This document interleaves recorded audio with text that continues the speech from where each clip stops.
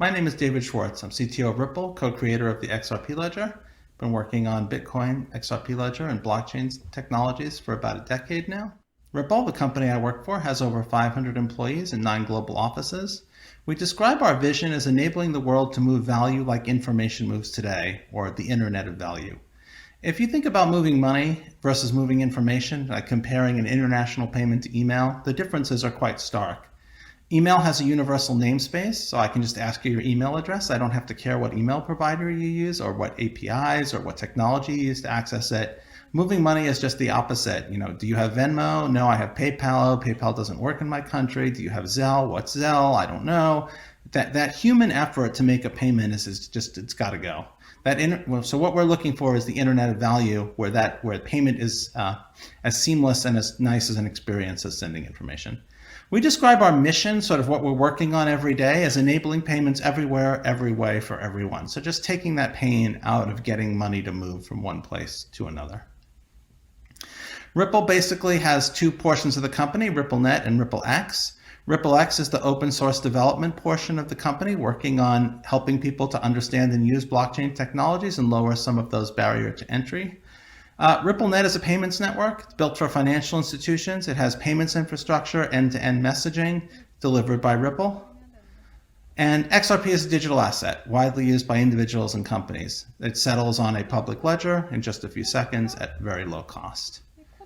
So RippleNet is a global payments network built by Ripple in over 55 countries with over 120 currency pairs. Key partners include companies like MoneyGram, American Express, Asimo, and so on. This is a modern payment system built on blockchain technology that allows end-to-end payment negotiation, fee discovery, pathfinding, multi-hop payments, and so on. And it's sort of agnostic to how the payment settles. It can settle with a digital asset. It can settle through a traditional Forex desk or through correspondent banking. It's agnostic to how the payment's going to settle and allows financial institutions to choose the settlement method that works best for the particular payment. XRP is a universal vehicle of value. This is one of the tools that Ripple is using to solve the international payment challenge. This is a digital asset that moves value between 2 parties in just a few seconds in a neutral system. It doesn't have an operator. It doesn't have a central counterparty. It's censorship resistant. It's fast and reliable. XRP lives on the XRP ledger, just like Bitcoin lives on the Bitcoin blockchain. The XRP ledger has some very interesting properties, though. It's very cheap, a tiny, tiny fraction of a penny. It's very fast. Payments can be fully confirmed in less than 10 seconds. It's available on over 100 exchanges and traded on over 200 currency pairs. So this is an open source, decentralized technology that provides a digital asset that provides scalability, speed, and low cost. It enables the full settlement of transactions for fractions of a penny. The XRP ledger doesn't just host XRP, though. It has a tremendous amount of built-in functionality. It's a sort of fixed function blockchain. It's not like Ethereum where you can add your own functionality yet. There's been work to add that feature, but it does have very sophisticated fixed function transactors, and a major feature is issued assets and the decentralized exchange. So issued assets are assets other than XRP that have some counterparty. You can set credit and balance limits. You can decide what issued assets you want to hold. There are order books, so people who want to trade one asset for another can trade them. And cross-asset payments work using the liquidity in the order book. So if there's someone who's willing to trade US dollars for Bitcoin, then you can pay US dollars and deliver Bitcoin or vice versa. And the network will figure out how to make that payment work for you. And payments have incremental execution, so you don't have to buy down a single order book and get a bad rate for a large payment. Payments can execute across multiple order books concurrently. These are features that have been around in the XRP ledger since 2012. These are not new features. So these issued currencies exist as a balance between 2 accounts. Like if I have $50 at a bank, we think of the bank as owing me $50. It's a positive $50 balance for me and a negative $50 balance for the bank. And if you trust the same bank I do, then I can make a payment to you by doing something that lowers my balance and increases your balance. And now the bank owes me less money and you more money. And we can use different banks, and this still works as long as there's liquidity. The payment ripples through the different institutions that hold the assets and issue the assets. Again, this is functionality that the XRP ledger has had since 2012, including functions like credit limits, on-ledger settlement, and so on. So let's talk about stablecoins and CBDCs. What are they? These are digital assets pegged to fiat that would be issued by some sort of a reputable financial institution, in the ideal case, a central bank. So why a central bank? If you use dollars, you're trusting the Federal Reserve anyway. If the Federal Reserve owes you dollars, well, that's what dollars are. You can't get any more dollar than that. So that eliminates a trust problem because it puts a trust in a party that you necessarily trust anyway. So let's look at some of the possible approaches for issuing stablecoins and CBDCs. There are a couple of possible models. The first model is the non-ledger model, by which I mean not using any blockchain or any of the newer technologies. This is the traditional mechanism where accounts have balances and you trust counterparties to tell you what your balances are. You have legal recourse against them, obviously, if they give incorrect balances. A public ledger system trades multiple assets on a decentralized network. Multiple issuers could issue stablecoins or CBDCs onto a public ledger like the XRP ledger. A hybrid public ledger approach uses a public ledger for settlement, but doesn't attempt to send every transaction to the public ledger. You could imagine if you were doing high traffic volumes, hundreds of transactions per second or more, you probably don't want to try to push every single one of those transactions down to a public ledger. In a private ledger approach, it's like a blockchain, but it's not decentralized. So here, central banks or asset issuers would operate their own private ledgers that would give some of the benefits of public ledgers, but not all of them, but avoiding some of the disadvantages of public ledgers. So what is the advantages of each approach? The non-ledger approach is simple and scalable. It's what everybody's already doing. If your bank tells you that they have a balance, they're not using any of these new ledger technologies.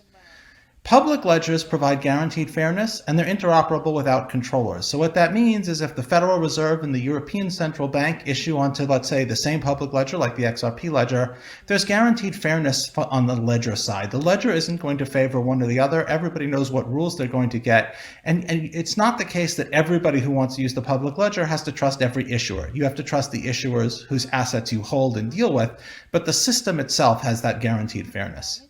A hybrid public ledger approach is scalable and provides low risk. The two types of risk that it best minimizes are overnight risk. You imagine if you used a more traditional system, you might have a whole bunch of payments that settle on Friday, and you can't actually make the payment to ultimately settle between the financial institutions until Monday. If you go back to a public ledger and settle with a stablecoin or CBDC, you avoid that overnight risk. And you can also avoid the sort of cascading default. If you imagine a system that settles only every day, you may have a situation where a bank doesn't have enough float to make all of their outbound payment commitments if all of their inbound commitments fail. So if A fails to pay B, B may be unable to pay C and D, leading to cascading default and systemic risk. If you settle back to a public ledger, let's say every minute or even every hour, you can avoid that risk of cascading default without having to have an entire day or worse, an entire weeks of payments flows as float. You just keep enough float in case your sort of transactions in flight don't settle. The private ledger approach allows foreign assets and it's secure and scale and reliable. So you get the benefits of public ledgers. Public ledgers don't stop. And public ledgers allow different assets issued by different parties to interoperate. So you do get those advantages. You get interoperability. If different central banks or different issuers use compatible private ledger systems, you can easily interact with all of them. There are, of course, disadvantages to all approaches, and no approach is necessarily better than every other in all cases. The non-ledger approach requires complete trust. Whoever operates the system, you completely trust. You completely trust your bank with your bank balance. That may be okay because you can sue them and there's a legal regime, but that's what you're ultimately relying on to keep the system secure. And they're not interoperable. Banks don't interoperate with each other. Different completely private non-ledger systems just don't interoperate very well. That's part of the problem with payments today. Public ledgers have limited throughput. You can't dump 1,000 transactions per second to any blockchain, and even if you could, nobody else could. There's no system that's going to scale better than that. And this is kind of a fundamental problem. It's not a technological problem. The problem with public ledgers is every transaction imposes some cost on everyone who uses the system. So you can't monopolize the system and dump hundreds of your own transactions per second to it. It just doesn't work. The hybrid ledger approach is complicated, and it does require some trust. So while you can settle back to a public ledger, you will have to have some sort of intermediary trust. You're going to have to do netting with your partners. You're going to have to settle back to the public ledger only periodically. There are some technological solutions to that, but that's at minimum going to make it more complicated. And of course, the private ledger does require significant trust. If you imagine that the Federal Reserve operates a private ledger that financial institutions in the US use, that's probably fine. If you're in a financial institution in the US, you're trusting the Fed already anyway, but it doesn't allow participation or control by parties that don't already have very, very significant trust. So It's only useful if those ultimately trusted parties decide to build those technologies. So what's the opportunity? So stablecoins and CBDCs can make domestic payments better, and that's extremely important because if domestic payments aren't good, international payments can't possibly be good. Every international payment, at least a retail or consumer one or anything that's not directly between the largest banks, there's going to be a domestic payment on each side. If I'm going to pay a vendor in Italy, there's going to be a domestic payment once my funds get to Italy to that vendor. And so making domestic payments better is essential if we're going to make everything else better too. XRP is an efficient bridge between two assets, including stablecoins and CBDCs. It's neutral, it's jurisdictionless, it's censorship resistant, it doesn't have any central counterparty that you need to trust, so it can be used as a sort of universal bridge. And blockchains are what provide that level playing field so that banks and regulators can